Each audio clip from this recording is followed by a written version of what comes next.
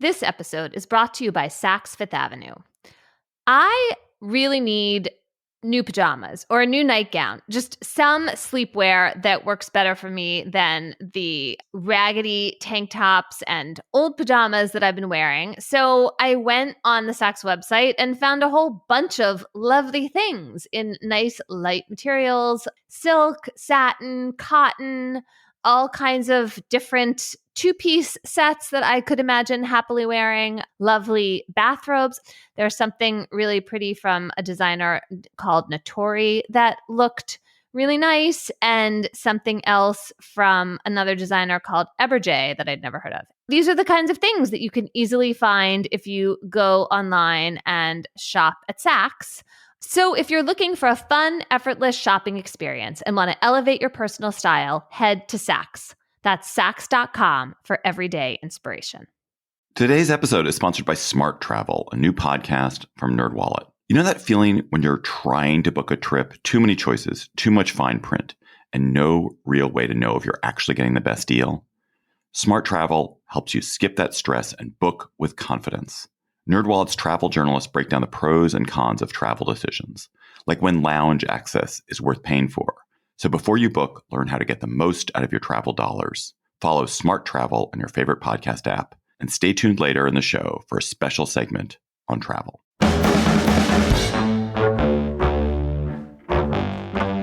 Hello and welcome to the Slate Political Gabfest.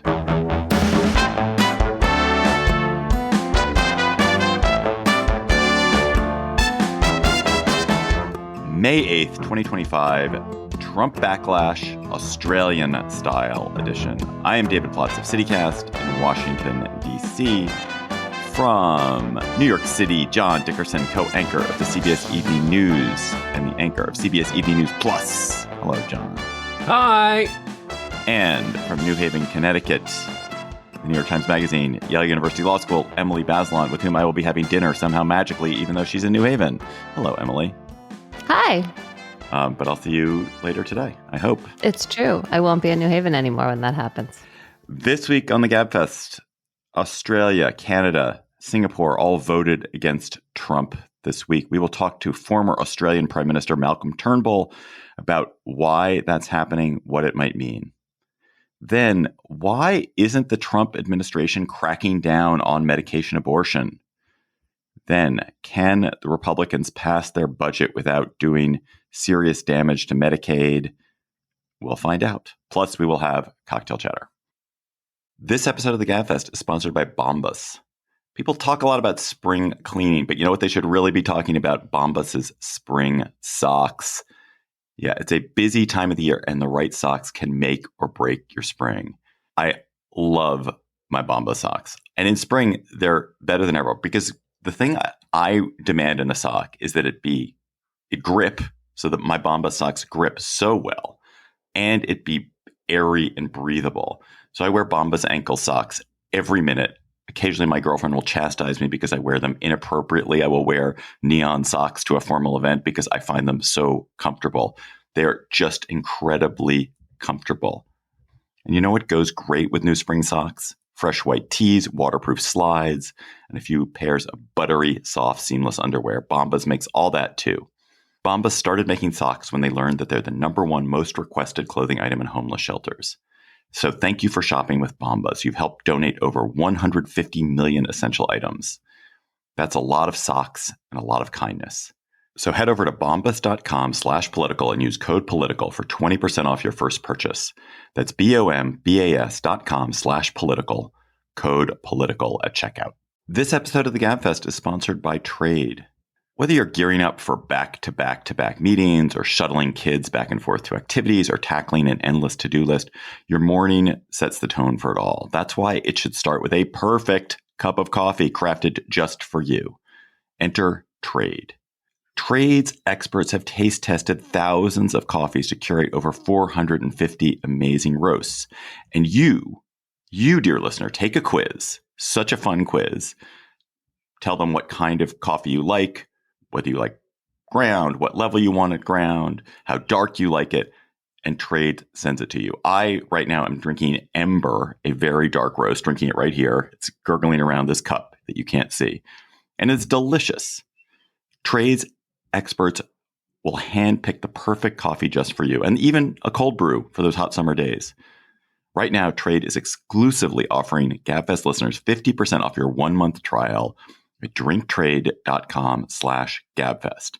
That's drinktrade, TRADE.com/Gabfest for 50% off your 1-month trial. drinktrade.com/Gabfest.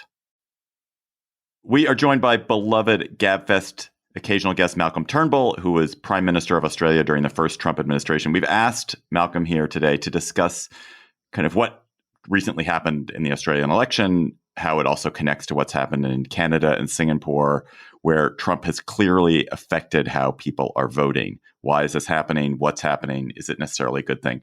So, Malcolm, in your Australia, the Labour Party defeated Conservatives in a blowout election. Anthony Albanese was the first prime minister reelected in 20 years. And I think it was a surprise, at least a surprise if you had been looking at the polls a little while ago, that they won and won so easily. Why did this happen? How much of it was Trump? Well, I think in many ways, Donald Trump is making the centre-left great again all around the world. The parties of the right, particularly those that channel Trump or are seen to be channeling Trump, have been set back. I mean, this was spectacularly so in Canada, but of course, there Trump was threatening to annex Canada.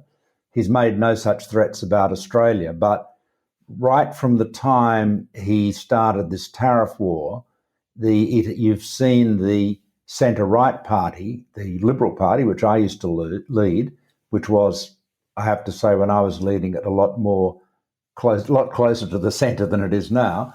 But you saw its numbers started to decline. And really, David, the problem for the Liberal Party has been that it has essentially been living in a largely Rupert Murdoch-owned right-wing entertainment echo chamber. And so they have been running policies and lines that appeal to that audience. But when played out in a general election, when you've got to win everyone, or you've got to win the centre ground, they have backfired spectacularly. So, you had a cost of living election. That was the big issue. But the Liberal leader, Mr. Dutton, was more often than not talking about woke issues, basically copying things that were being done in Washington, decreeing that all federal public servants would no longer be allowed to work from home. This is obviously what you've had there. Well, you can imagine how well that went down, and so on and so forth.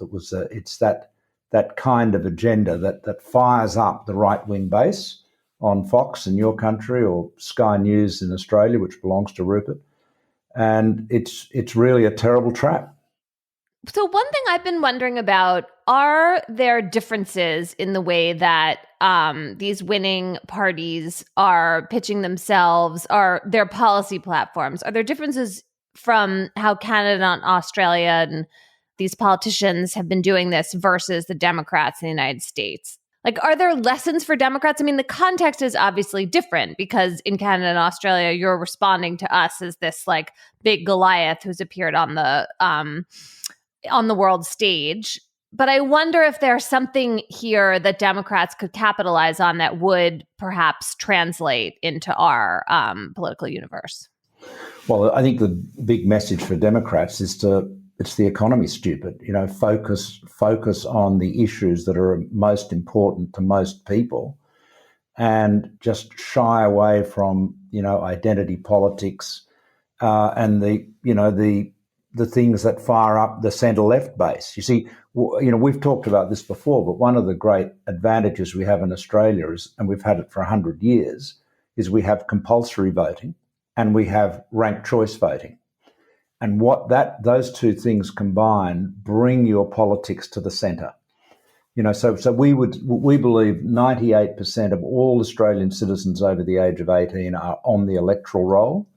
And at an election, typically, I haven't seen the final figures for this last one, a bit over 90% of those vote.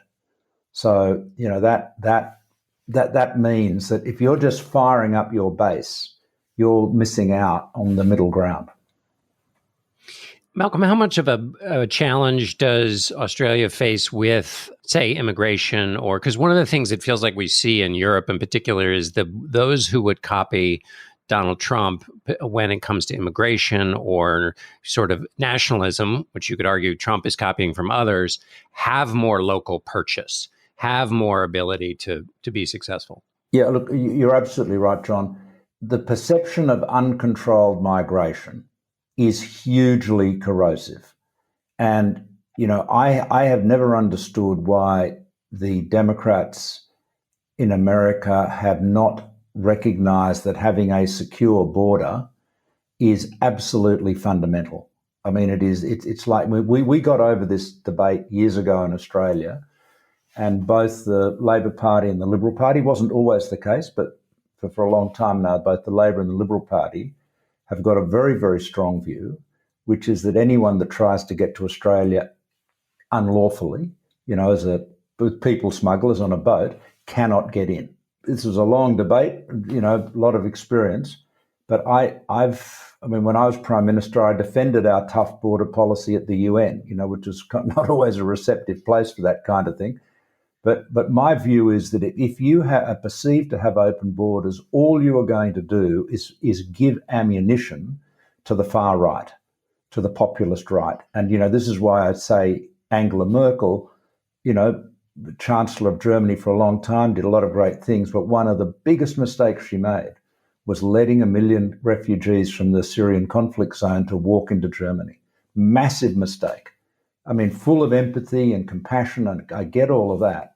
But you wouldn't have the AfD if she hadn't done that. You probably wouldn't have had Brexit either. So, look, I mean, do we all have locks on our front door? Yes, of course we do. Does that mean we're not empathetic, generous people? No, it doesn't. It just means we want to decide who comes into our house. That's all. So it's a sense of control. It's a sense of sovereignty. So if people feel they've lost that, they're very, very vulnerable to, that kind of right-wing populism. But just to follow up on John's question, Australia and Canada are countries that are much harder to get into than the United States or Germany. David, that's absolutely true. And we're even harder than Canada. I mean, we're an island, I guess. So yes, that is true. And that's why, but I'm just saying that it's a really live issue. And of course, the Canada and Australia situations are different because Trump was directly threatening Canada, and Mark Carney's party, the Liberal Party, which is the centre-left party in Canada, just to make things confusing, is in fact, it was 25 points behind 4 months ago. I mean, literally, they were going to be wiped out. On the other hand, in Australia, the Labor Party, which is the government, is our centre-left party, it was a little bit behind 3 or 4 months ago. It was basically level pegging. And so it didn't have as much ground to make up. But I've never seen an election campaign in our country anyway, where one side has gone backwards so much in a 5-week election campaign, which is what the centre-right party, our Liberal Party, did. So Malcolm, just to change direction slightly, you dealt with Trump in the first term, and I think we've talked to you on the show and certainly off the show about how you did that. But Trump in 2025 is a different creature than he was in 2027. If you were Australia's prime minister in 2025, how do you think you would approach him differently now? And how could you get what you want? Well, I wouldn't approach him any differently, but I think he's harder to deal with this time. He's actually not a different creature. He's exactly the same creature. But it's the creatures around him that are the problem, because in his first administration, he had people who were, qualified people with real competence, but were not signed up to his agenda, Nowadays, he's got people, you may have different views about how competent they are, but the one thing is that they are all signed up to his agenda. I mean, I wrote a piece for Foreign Affairs about this last year, and, it's been proved right, and I've got another piece coming out in Foreign Affairs shortly on similar things. It is the Trump Mark II.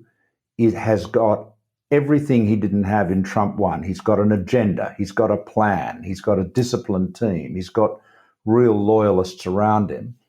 And, that makes him much more formidable. But as a foreign leader, really, the only thing you can do, you've got to stand up to him. I mean, the one big mistake that people make with Trump is sucking up to him. And of course, he encourages it. I mean, look, he goes out there, imposes all these tariffs, and then says, every country in the world is coming to Washington to kiss my ass. I mean, that would be a bad enough thing to think, disrespectful enough thing to think, but to actually say it out loud is extraordinary. And so you don't get respect from bullies by sucking up to them. That's true. I mean, do you disagree? I don't think it works. But I guess I just don't. I mean, what does that mean, though, in a practical term? Australia's been threatened with some set of tariffs or not, and some disagreement over national security, sharing of intelligence, whatever it is. But how do you actually then deal with it? Like, what is the practical step that you take when you want to stand up to that? Well, you don't back down. I mean, it depends what you're being asked to do. I mean, the tariffs he's imposed on Australia are 10%. Tariffs, which I think is the minimum that he will have globally. I don't think anyone will get away from that. We've also got the 25% tariff on steel and aluminium. I suspect he won't change on that. So I'm not, I doubt whether there's frankly a lot to negotiate there. But the point is, you've just got to look at the advantages the United States have and in your country, and then work out which of those you can change, alter, modify to, so to make it clear that this is not just a one-way street of inflicting pain, but be careful to do so in a way that doesn't disadvantage you. So, for example, we have US has a big trade surplus with Australia. We don't have America is by no means our major trading relationship. And the things we import from the United States, for the most part, are things we do not make in Australia. So if we were to put a tariff on American airplanes or American technology that we want, what is the point of that? We're just taxing ourselves, if you know what I mean, because we're still going to want to buy the kit. So I think from our point of view, we have to look at issues like defence arrangements. We have to have a look at issues like the AUKUS deal, where we're paying money to support the American submarine industrial base. You've got to do exactly what Trump does. You've got to put all of your cards on the table. You can see his, and then work out which ones you can play and how much leverage you've got. I mean, just jumping back to Canada, I saw Donald said the other day, we don't need Canada's cars, we don't need their lumber, and we don't need their energy. Well, I reckon, if the hydropower from Quebec and Ontario gets turned off, there'll be a large part of the northeast of the United States without any electricity. There'll be, real blackouts.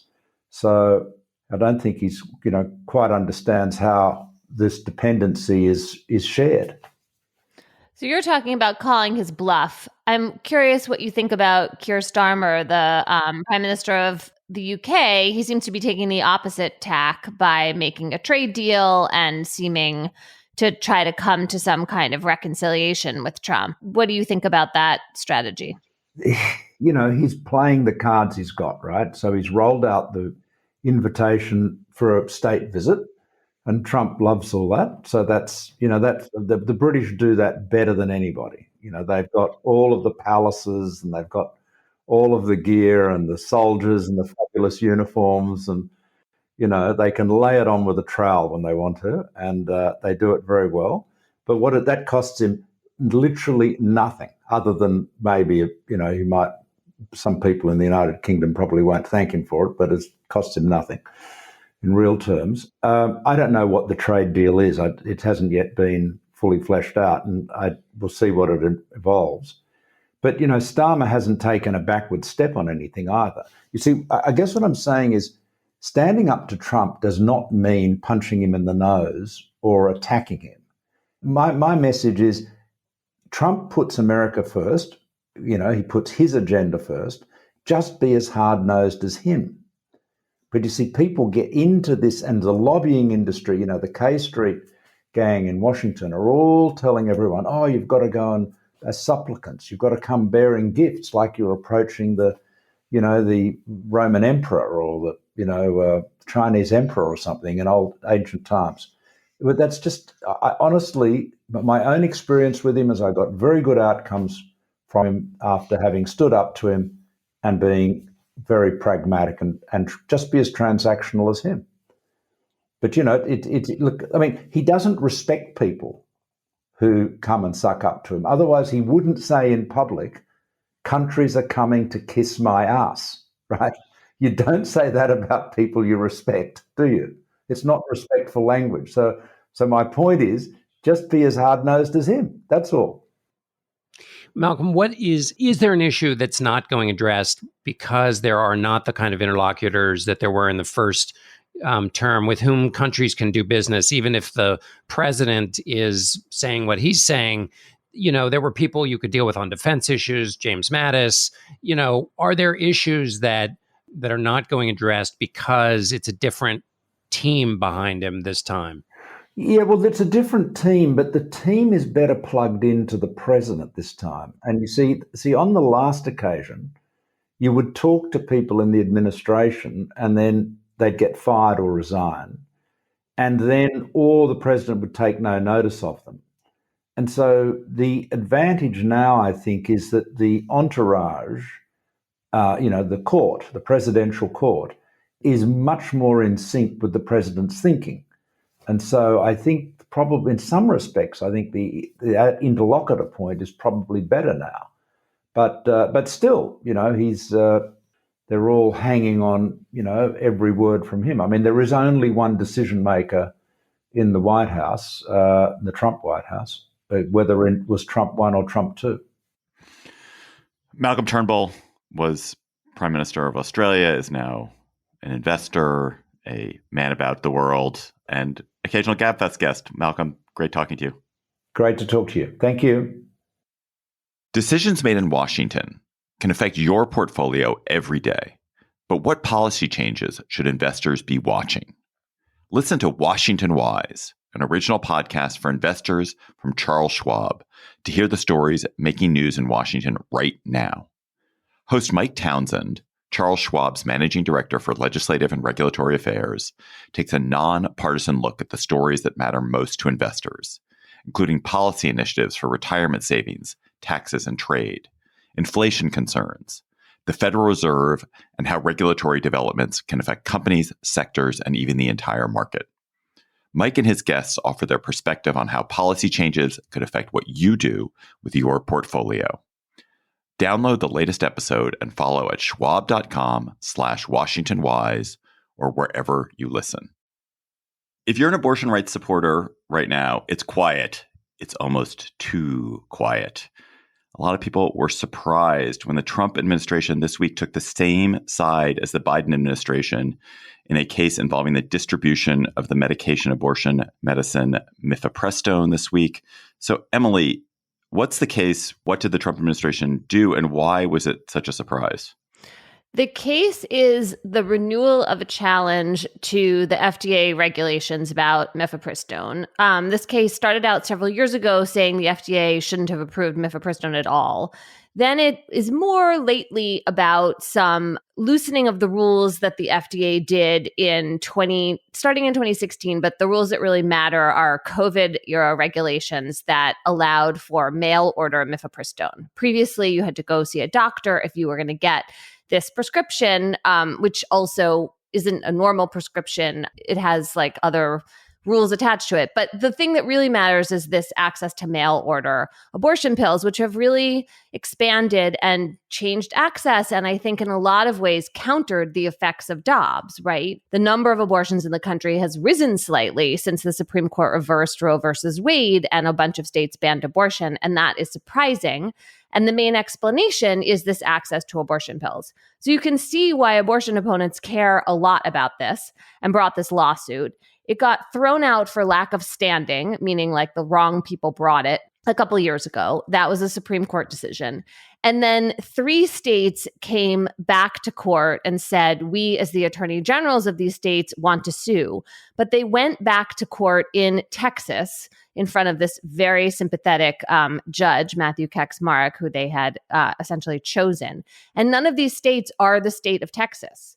So that is a problem for standing for who is suing. And what the Trump administration did was to say, we think this is a problem. We don't think these 3 states should be able to sue in Texas since they have basically no connection to Texas. It's a pretty technical stance for the Trump administration to take, but it is a stance that is going to kick this lawsuit down the road. And if you think that the Trump administration be taking every chance to limit access to mifepristone, then you think this is a bad call on their part. So what are the possible theories of what the Trump administration could be planning around abortion access? Because presumably they're not actually going to let things continue as they are with abortion. They're ideologues, or there are a lot of ideologues in the administration who care a ton about this issue. And as we've seen, this is not an administration that feels a lot of hesitation about making huge changes or aggressive changes or changes that are contra tradition, law, the Constitution when they want to. So what are the theories about what they could be planning around abortion access if this is not the case that they're willing to stake their flag on? Well, one thing that's important to point out is that President Trump moved his position away from opposition to abortion substantially in the campaign. He said we should leave this issue to the states. That is really different from, the stances that abortion opponents really wanted. If you really want to limit abortion, then you want a federal abortion ban. You want the FDA to take away access to these pills. You want to punish people who receive them through the mail by censoring people's mail through the U.S. Post Office. There are all kinds of things that you would want from the federal government. President Trump seems super disinterested in those things. And so it's possible that's what is happening here reflects his preferences. He's just not interested in picking this fight. I mean, this is not something that he has deep passion for, right? Opposing abortion. I mean, tariffs, check, yes. Preventing immigration, yes. But going around, trying to take away reproductive rights from people does not seem to have ever really gotten him going. And this stance is in line with that. That said, there are certainly other things they can do. And it's going to be interesting to see with the new head of the FDA, Martin Makary, made this interesting statement in his confirmation hearing. He said, I'm not looking to revisit approval of mifepristone unless there's new studies that come out. And then effectively the next day, the Ethics and Public Policy Center published this supposed study purporting to find that mifepristone is much riskier than anyone had ever said before. It is not peer-reviewed. It has all kinds of methodological problems with it. I mean, it's really one in a very long line of studies that have really twisted data to make these pills seem dangerous. I mean, these pills have been around since the late 80s. It is remarkable how safe and effective they are. Given how many people have tried to go after them on these grounds, it's kind of a miracle. They're not perfect. They are not perfect. Some women have difficult experiences with them. Some women, a tiny fraction, have to go get additional procedures to complete an abortion. But for the most part, lots and lots of data, they're safe and effective. Anyway, there was a lot of speculation, was this new study, the new study that Makary was kind of imagining would create an excuse for him to limit access to abortion once he's confirmed. But we just don't know the answer yet because none of it's happened. Just on the point about Trump, and as I think you correctly said, Emily, it doesn't get him going. I think what you meant, and tell me if I'm wrong, is there are some issues in the culture war that Donald Trump cannot stay away from. Girls and doll purchases appears to be a recent one. Trans issues, he'll go out of his way to go through a series of pantomimes and really belabor the point in his speeches. He's never done that with abortion. That isn't to say that he didn't incredibly shrewdly use the abortion issue and the naming of anti-abortion rights Supreme Court justices to get elected the first time and then to get elected the second time. It's an issue that he uses to other ends when necessary, and he'll hold any position necessary to do so. We all should remember, of course, that he was pro-choice, proudly pro-choice when he was a Democrat. So that's, I think, a distinction that's worth making. So there's a category of things that this Trump administration has done which are clearly tug at Trump's heart. Everything it's doing on immigration, that tugs at Trump's heart. Anything it's doing on the woke DEI tugs at Trump's heart. But there's a whole lot of really aggressive things that it's done on subjects which Trump doesn't. I can't imagine that Trump has a huge axe to grind with the NIH. I mean, maybe he does. Actually, I take it back. He does. I mean, Fauci, of course he does. But I feel like there are enough people in control of things in the Trump administration who have missions, who have been allowed to pursue their missions quite aggressively, even though Trump probably doesn't think about what they're doing day to day. But maybe you guys are right. I think it's important to leave the possibility open that you just outlined, David. Super important, which is to say that there's plenty of evidence to suggest the president enjoys mayhem when it causes pain to the people that he doesn't like. And so even if he doesn't care about the underlying issue, to the extent that it undoes people he perceives as his enemies, he delights in it. And so I think that's possible, which led me to a question to ask Emily, which is there some tactical way in which this is smart, Emily? If you are anti-abortion rights, was there a way in which this was a bad set of facts or a bad case, and you'd want a better one to come up to test or get rid of mifepristone? I mean, this was their vehicle. It has been for years. Like, yes, there is a better case. The better case is a woman who was actually injured in some way by the abortion pills. That person would have standing to sue, presumably. These other excuses for lawsuits are really pretty thin. But I mean, they didn't find that person. And they've put a lot of time and energy into this. So, I mean, I agree with you, David. And I think it's surprising so far how little leeway the anti-abortion contingent in the Trump administration has had. I mean, there are other things they can do that they haven't done yet. Look, it's early days, but it is also true that abortion rights are an issue that really favor Democrats. And Trump knows that, right? And the way that you prevent that from being a big electoral problem and a problem in your approval ratings is you just damp down the whole thing so people think it's basically fine. And then they don't vote on it. And I think he's done a good job of that. I should add, however, there is a different case that the Trump administration did come in on the anti-abortion side, and that was the challenge to an incredibly restrictive abortion law in Idaho. And other states have a version of this that was causing women to be airlifted out of the state if they had complications that were threatening an injury, but a doctor couldn't absolutely say they were going to die, because the exception to save the woman's life was so narrow in Idaho. And that was a case the Biden administration was challenging under EMTALA, which is the law that provides for emergency medicine. And the Trump administration dropped that suit. So there is this way in which we have seen legal maneuvering on the other side, but it so far does not relate to this broad question of early access to the abortion pills, right? The abortion pills are a first trimester remedy. So it's definitely possible that they feel scarred by what happened in 2022 when they lost a bunch of winnable races because of abortion and Dobbs. So maybe they are holding back for political reasons. It's just there's nothing that has happened with this administration makes me think that the people in it are self-restraining. Exactly. And so, I mean, I just assume there will be some use of the Comstock Act to target mailing of abortion medications. And they are so aggressive about their use of executive power. There's a new FDA commissioner who is a hand-picked Trumpist. What could they do? What can an FDA commissioner do? Could an FDA commissioner just say, I withdraw the approval of this drug? Sorry. It is no longer approval. I, as commissioner, decided it is no longer safe. Or could he just arbitrarily declare it can no longer be mailed? It can only be prescribed in person. Well, he could try to do both of those things. They would both require, if you were following the law, a process, right, of notice and comment, of agency review. Like you'd be unwinding rules. The baseline approval goes all the way back to 2000. That would be a radical move. I mean, you could do it. Oh, they really hesitate to take radical moves, these guys. I mean, I know but it's interesting that they haven't so far. Yeah. I mean, there is the Comstock Act, which is this law from 1873 that makes it a crime to send anything related to abortion through the mails, which, yes, includes UPS. It's not just the US Post Office. They could start opening mail. They could, aggressively prosecute someone. None of that has happened yet.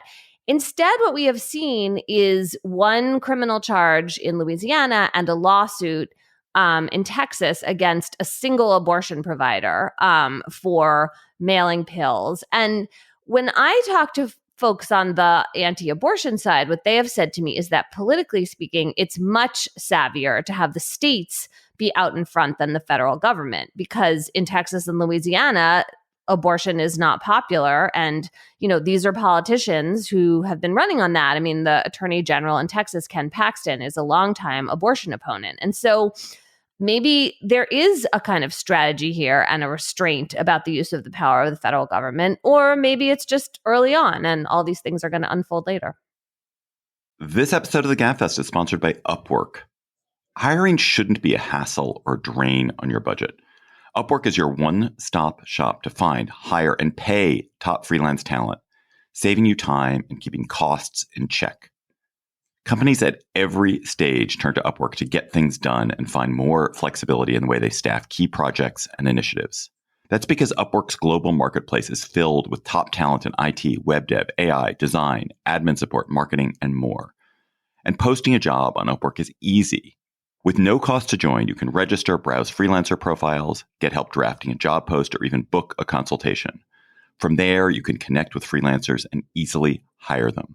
Upwork makes the entire process simpler and more affordable with industry-low fees, so you can post a job today and hire tomorrow with Upwork. Visit Upwork.com right now and post your job for free. That's Upwork.com to post your job for free and connect with top talent ready to help your business grow. That's UPWORK.com, Upwork.com. This show is sponsored by BetterHelp. Mental health awareness is growing, but there's still progress to be made. 26% of Americans who participated in a recent survey say they've avoided seeking mental health support due to fear of judgment. But when people hesitate to get help, it doesn't just affect them. It impacts families, workplaces, and entire communities. This Mental Health Awareness Month, let's encourage everyone to take care of their well-being and break the stigma, because the world is better when people are healthy and happy. BetterHelp has more than 10 years of experience matching people with the right therapist from their diverse network of more than 30,000 licensed therapists with a wide range of specialties. BetterHelp is fully online, making therapy affordable and convenient, serving over 5 million people worldwide. We're all better with help. Visit betterhelp.com/Gabfest to get 10% off your first month. That's BetterHelp, HELP.com/Gabfest. So if you want to either cut the deficit or find a way to pay for trillions of dollars in tax cuts, and you say you cannot touch Social Security, Medicare and defense, and interest on the national debt, there are basically only two levers to push if you are a legislator trying to decide how the government spends money. One is to gut basically everything else the government does. That is a small lever, relatively, and see what's happened with DOGE, see the massive attack on research, the destruction of foreign aid, the taking down of the Department of Education. But that's just a very small amount of money. There's a somewhat bigger lever, and that somewhat bigger lever is Medicaid, which is a huge chunk of federal spending because it is the health insurance for 72 million Americans, the health care source for 72 million Americans, mostly poorer Americans, but not all poor Americans, but mostly. And they have benefited from this healthcare system that is often derided, that has problems with it, but that is a real source of solace and protection and security for tens of millions of Americans. So the House Energy and Commerce Committee has been tasked with taking $880 billion out of federal spending over the next 10 years as part of the effort to get the Trump tax cuts enshrined permanently into law and to allegedly cut the federal debt. And there's just no way for them to take $880 billion out without going after Medicaid.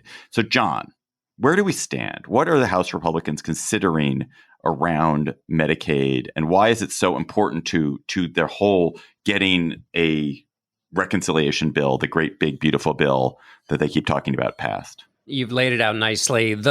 Where things stand is the picture is shifting. There were a series of maneuvers that Republicans were going to try to do to reach this $880 billion number. That number is set in the budget process to make the numbers add up.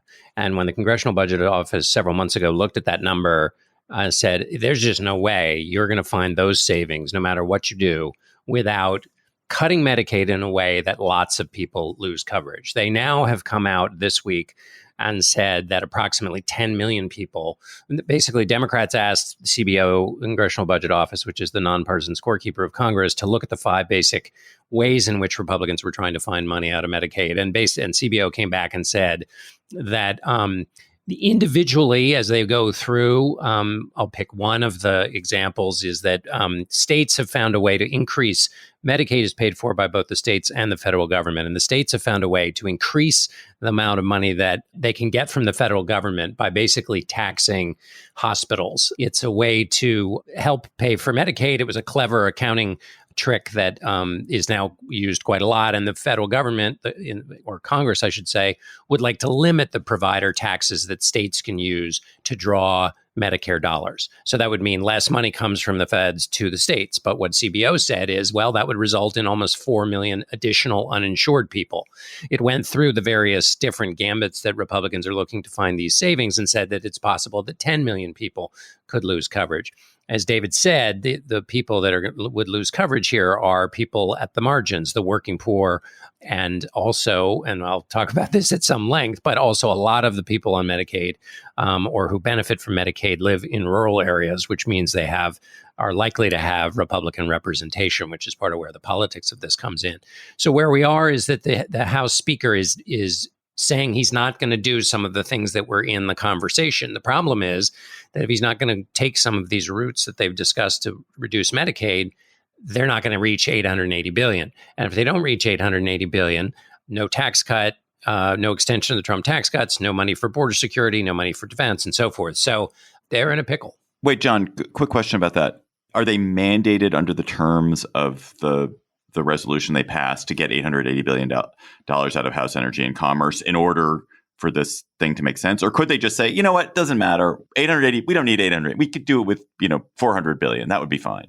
I believe they are. I think it might be a loose requirement. In other words, that at the end of the day, whatever they vote on, they can, and this might even become a question for the parliamentarian. I'm slightly out of my procedural depth here, but I believe that they do have to hit that target. If they don't, they then have to invent a can opener, which is to say find a way around it in language that they would then have to vote on as a part of the ultimate legislation. So I think that number is not meaningless. One of the other things you also have going on here is in the larger budget is a debate over whether and how to count certain things, including whether you count that extension of the tax cut at all. This is the difference between doing your budgeting by current policy or current law. And there is an argument among some Republicans to pretend that since the tax cuts exist right now, even though they're going to sunset, which was originally put into law because they had to keep the accounting consistent with the rules of the game, even though those tax cuts are supposed to sunset, we're going to pretend that they don't, and therefore we don't have to find money to pay for them. So anyway, but that's a slightly separate thing. But they're definitely going to come up with that fake accounting. That I will lay a wager right here on the Gabfest. The way they're going to get this bill passed is they're going to come up. They're basically going to say, "Oh, the Trump tax cuts don't cost us anything, so we actually don't have to cut nearly as much, or really hardly anything, out of the federal budget, because that was already there." And they're going to get the parliamentarian to say, "Yes, that's fine," and the parliamentarian will cave. That, to me, that's my prediction. Yeah, and that is a fascinating thing to watch, because then it all comes down to one human person who has to basically decide that the accounting that they've used forever in budgeting, and an accounting that Republicans in particular used to really believe in, because they basically said, left to their own devices, politicians will do the easy thing, not the hard thing. So we have to be really strict about these rules, because we know that in the future, everybody's going to have an incentive to not be strict about the rules, that they will then push and put a lot of pressure on the parliamentarian to do this. I think you're probably right. And the Medicaid, to bring it back to Medicaid, the Medicaid discussion we've been having, and the fact that the Republican leadership is getting pressure from moderates and rural Republicans, puts even more pressure on that accounting gimmickry, because they're not going to be able to find the savings they want in Medicaid. They're still talking about work requirements, though, right? I mean, we should address that because that is a way to bring down the number of people enrolled in Medicaid, somewhat through just like paperwork snarls, right? Some people will do the work requirements but not file properly. But then there are also a lot of people on Medicaid who can't work, like they're disabled, they have other problems. And so you can also bring down the rolls by doing that, all of which suggests that this doesn't actually lead to more people working so much as it just sort of shuts people out of getting health insurance. So a couple of things with work requirements. One, they don't get you a whole lot of savings. They get you some savings. But what they do get you is an interesting political debate. We remember how, the image of the welfare queen was used to be quite powerful with respect to welfare. Speaker Johnson has talked about, young men sitting around playing video games on Medicaid and that they should be out working. And that could be a quite powerful image to say, well, of course we should cut like all this money that's going to these men, and it's not going to pregnant women and the poor who were the original people Medicaid was supposed to help.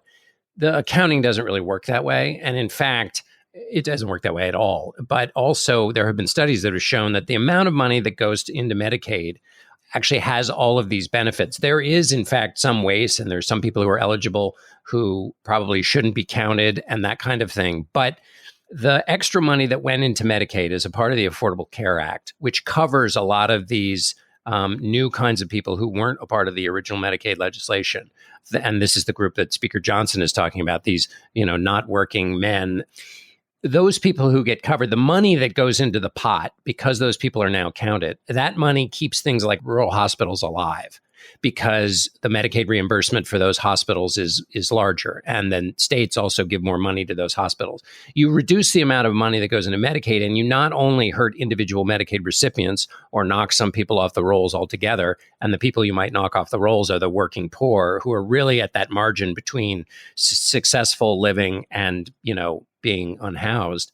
But it also is an existential threat to rural hospitals that they won't have the money to stay living. A lot of those hospitals are barely in the black or they're slightly in the red, and they're kept afloat by charity.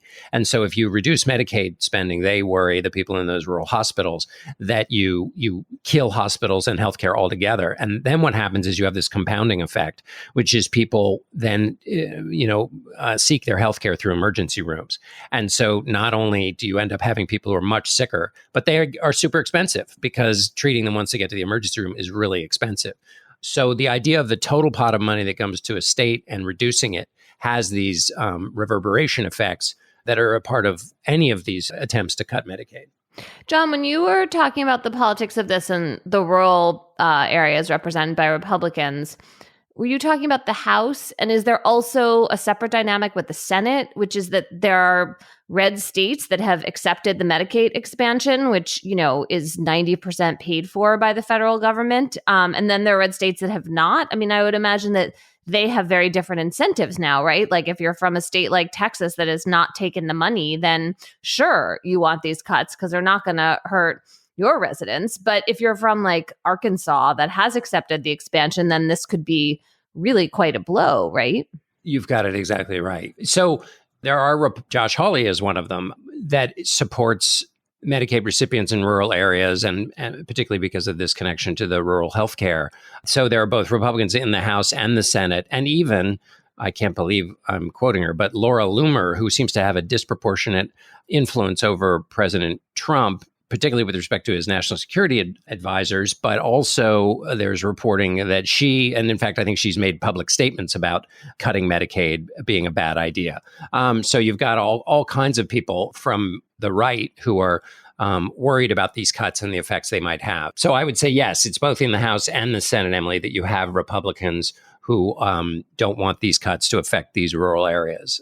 And I've spent a fair amount of time talking to rural healthcare providers about these challenges. And when you have to drive an hour to see a rural healthcare provider, just the amount of challenge that creates. And the fact that, if you then had to drive 2 hours, you're not going to go for that regular checkup. And when you don't go for that regular checkup or to get your blood pressure medication tweaked by your doctor, then it just creates all of these much more awful health effects. I want to make one final point about this, which is that so much of, I think, the Medicaid cuts will be premised on the idea that you make it harder for people to be on Medicaid. So work requirements are one way you make it harder. You make it harder by making people recertify more often. They just have to do more paperwork to stay on it. And a certain number of people will be daunted and will fail. Either they will not have the right documentation, they won't bother to do it, they miss a step or something, and then they get booted off the rolls. And of course, this is an absolute contrast to the premise of Republicans and government generally. The general premise in Republican is cut red tape, make things efficient for people, make things efficient for business, get rid of the red tape. But the idea of this is make it hard for people, make it difficult for people, prevent them to do it, make it difficult for them to engage with the government. And that's an example of hypocrisy, which is a bummer, and it has real costs on people's lives. Well, and it's a choice about how to treat poor people and working class people. Right. And I should note that my point about the driving 2 hours is that if hospitals close down because there isn't the Medicaid money, then people are going to have to drive even farther than they already have to drive. I would add one thing that came up, a couple of things just from my reporting and talking to people involved in rural healthcare that I thought was interesting is one, with respect to these, men playing video games. So in that case, and I talked to Richard Reeves about this, who studies young men and what they're up to. So in that case, it's not necessarily denying assistance to those young men because they don't have that many health problems. There is addiction problems, and I'll get to mental health in a second. But it's not that like they're going in to take a bunch of health care. It's that they're counted in the overall counting. And so if you want to reduce the number of people who get federal money that's allocated by population, you reduce the population, and that means you have to pay less from the federal government. But the actual young men pretty much feel they're invincible and aren't going in. However, one of the things Richard Reeves said is actually what has been seen in the Affordable Care Act when people do have coverage, because even if you're in the working poor, your employer's not likely to give you coverage. So if you're covered, a lot of young men are going in and getting mental health services, which seems to be important for that cohort. And I talked to a woman in Robert, Louisiana, who's a rural health provider, who said that the number of men she sees coming in to ask for mental health help has grown significantly since COVID. So that's a interesting thing about that cohort. And then the other final point is this guy I talked to in North Dakota in a rural healthcare system. About 15 minutes into the conversation, he's like, basically, what's behind all of these questions about who gets covered and why and how is the ultimate question of whether healthcare is a right or not. And so, until that gets figured out by lawmakers in America, you're always going to have these problems about who should get healthcare and who shouldn't, which is quite important, and we never really get around to that debate. Let us go to cocktail chatter when you're in rural North Dakota, Emily, and having a delicious, I think you could probably get some kind of grain liquor made from fantastic North Dakota grain. What will you be chattering about? I've been really enjoying a Substack lately by a writer named Alice Evans. I discovered this a few months ago where she had a post that I think kind of went viral that was about how women's magazines in the 1970s started covering reproductive rights in a more receptive way, and that seemed to really correlate with a rise in support for the women's liberation movement and feminism in the 70s. And Alice Evans has a post this week, can we track the great gender divergence on TV? And she's basically trying to do this really broad comparison between attitudes towards gender and gender roles in the Middle East and North Africa versus Latin America. And the things she kind of focuses on are telenovelas, especially in Brazil. In the 80s, they were showing women doing things that were less traditional, working, being cops, doing things that were out in the world, breaking with traditional gender roles. And so the kind of thesis here is that, as she puts it, life imitates art. And then you end up showing that a lot of people in Brazil got TVs during this period. The dictatorship in Brazil was into investing in televisions. And so people got television sets. And so anyway, this idea is that the telenovela could itself be a kind of engine for social change and social progress. And I love theses like this. It sort of, makes you think about how culture really affects people's attitudes in a way that's separate from laws and rules. And it's such an important reminder about how change happens in these kind of not hidden, but not like mandated ways. I mean, there's been a lot written about this, and there's been very intentional efforts in a lot of countries to put messages, like government-funded messages, into soap operas. That there's funding for organizations to do that, and that a lot of art that's created in developing countries is in fact funded with the idea that it has a specific moral message, which is always very implicit, which is like, yes, you see a character who is a police officer. Yeah, I mean, there's a ton of it, and it's so effective. Right. Some of it's just propaganda, right? And like the idea that the government is trying to create these, insinuate beliefs and messages into people's minds is disturbing. On the other hand, if you can imagine the telenovela sort of, marching on, showing women doing all these things, sort of like the Mary Tyler Moore Show in the 1970s. That wasn't like a government plant, but it did affect people's attitudes. Right. Well, a lot of them it's not government. I shouldn't have said that. A lot of them it is social organizations, either NGOs or money coming from, I don't know if the World Bank did it, but certainly from outside forces to sneak messages in, and they would literally fund TV production that would sneak messages in that were advancing a particular, usually a more progressive or sort of tolerant message would be the thing that was advanced in it. It would be fun to sit back and look at American television and say, well, what TV shows in America had hugely influential characters, and is there in fact some kind of agenda behind it that is explicit? Like, was this funded by somebody who thought, oh yeah, if we just sneak in a mob character getting therapy, that's going to really help therapy across the United States? Sopranos. I mean, the big example of this in the U.S., Mary Tyler Moore Show, but also Will and Grace obviously gets a lot of credit for people's attitudes towards marriage equality and gay couples, right? Sesame Street. John Dickerson, what is your chatter? My chatter is about the Instagram page of Audra McDonald, who is the multi-Tony Award-winning Broadway actress. And her Instagram page is great because she just basically riffs at various times, like when she's putting on her makeup. And it's a very real view behind the life of a Broadway superstar. My favorite recent version of this is a posting she had where she was rubbing what looked like a Slim Jim all over her hands while she's in costume. And what she was doing is it was a stick of pepperoni, and she smears it all over her hands because there is a dog in the play. I haven't seen Gypsy, which she is in now, but the moment that there is a distraction that might make the dog freak out on stage, and you can't have that in a Broadway show. So she covers her hands in pepperoni so that the dog will stay affectionate towards her and not be spooked by the gunshot or whatever it is. Anyway, that was just a great little hack for Broadway. But mostly it's a very cool behind the scenes look at the incredibly hard work that goes into what are, famously polished performances. So as I'm sitting here, literally as John was chattering, the garbage came to pick up my garbage in the back alley, which I can see from podcast recording. DC's finest sanitation workers. They do a great job. And I want to talk about something which is affecting Washington, D.C., which maybe not enough of you know about. And look, Washington has all kinds of privileges by being the nation's capital. It gets a lot of benefit by being the nation's capital. It's a relatively secure economy because of it.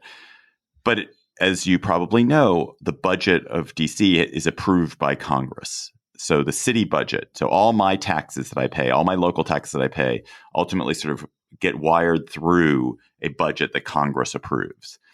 And when the Republicans were passing the latest round of sort of extensions to sort of because they can't manage to pass a regular budget normally, they just sort of keep extending things. And the last time they did it, through pure either negligence or malice, but probably just negligence, they forgot to exempt DC from rules they were making about how budget levels needed to be set. So they told DC, your budget has to be set at the 2024 level. So even though DC had already approved a 2025 budget, because federal spending was being capped at 2024 levels, they told DC, your spending has to be capped at 2024 levels.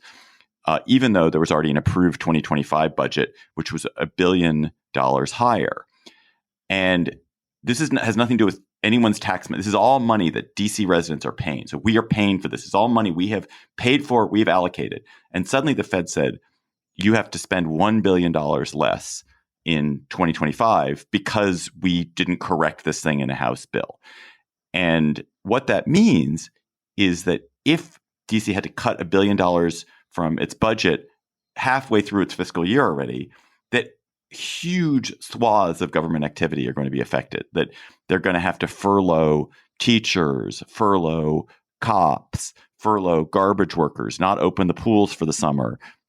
It's all just stupidity. It's just pure malice and stupidity.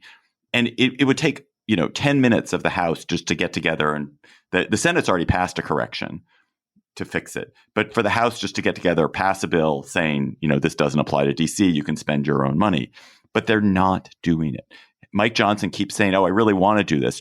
Even Trump has said, you should go ahead and do it. It's DC's tax money. Go ahead and do it.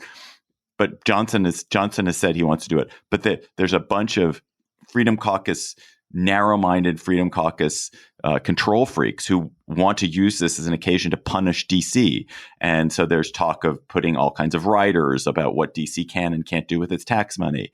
And in order for DC to be allowed to spend the money that's already allocated, money that has already been paid by DC residents in taxes to the city, we're going to have to dance and shimmy for House Republicans and agree to all kinds of absurd restrictions, or else we're going to have to, not have school for kids and not have cops on the street and not have garbage picked up. It's an outrage.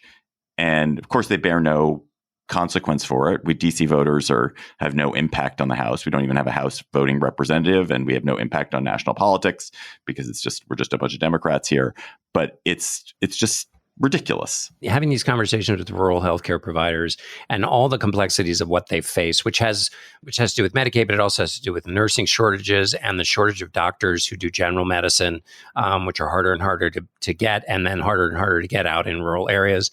That the transmission belt for these kinds of challenges is normally an effective Congress. They talk to their member of Congress, who then brings it up in a committee meeting, and then that gets put into legislation, and that legislation gets debated, and people get educated in the course of the debate, and money gets allocated if people find it a worthy scheme to support to have more nurses in rural areas, and that the entire system is the way it's supposed to work, is a transmission of these kinds of concerns, which are complicated and close to the ground.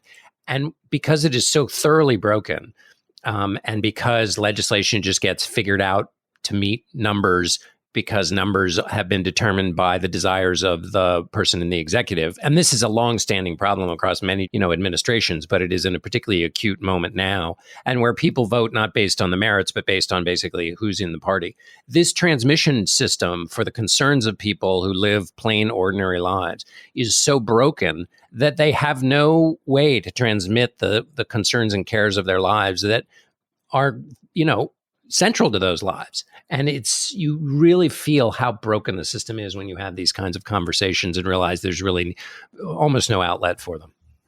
That's such a good point, John. And it's really because DC doesn't have voting representation. DC has always kind of felt this, but DC also has sort of disproportionate power because it is the nation's capital. So there's publicity that can be brought to bear that, perhaps a town in Iowa cannot bring to bear. But it's interesting to me to watch the rest of the country feel, my representation doesn't matter. I can't actually have my voice heard in the way that I thought I could because these national forces are greater than that. And that's kind of how DC has felt forever, for as long as I've lived here. Listeners, you also have chatters. Please keep them coming. Please email them to us at gabfest@slate.com. Something that you're talking about, thinking about, dreaming about, most of all, discussing at your cocktail party. Our listener chatter this week comes from Alesh in Longmont, Colorado. Hey all, this is Alesh in Longmont, Colorado. My cocktail chatter is an essay by Cory Doctorow about Sarah Wynne Williams' book, Careless People, which is about her time working at Facebook. It's sort of a summary of the book, which sounds incredible and important and shocking, but also Doctorow's own observations about the company. And it reminded me of the old idea about how much the personality and priorities of the person leading a company pervade the experience of everyone who works there and all the little details about the company's products. Anyway, cheers. before I get to credits, maybe you should listen to another Slate podcast. Maybe you should listen to Care and Feeding. Why won't my childless friends plan stuff? I just saw that title and I was like, yeah. So there's a member of the Slate Parenting Facebook group is wondering how it's always on her and her husband to plan everything, even though they have 3 kids and a lot of their friends don't have any. We've all been there, Slate Parenting Facebook group person. But listen to that on Care and Feeding. Why won't my childless friends plan stuff? That's all for our episode this week, but we have a bonus episode in your feed. How seriously, if at all, should we take Trump's hints that he could have a third term, and how to deal with those hints and with all the kind of chaff that Trump throws up all the time? That's for Slate Plus members only, who get lots of great stuff for their subscription, bonus episodes, discounts to live show, never hitting the paywall on the Slate site. So if you are a member, thank you. Enjoy that bonus episode. If you're not a member, subscribe to Slate Plus directly from the Political Gabfest show page on Apple Podcasts and Spotify, or visit slate.com/Gabfest Plus to get access wherever you listen.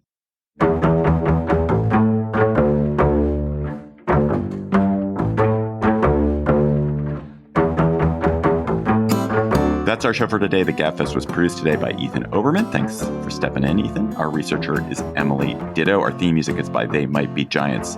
Ben Richmond is Senior Director for Podcast Operations. For Emily, Bazelon, and John Dickerson, I'm David Plotz. Thanks for listening. We will talk to you next week.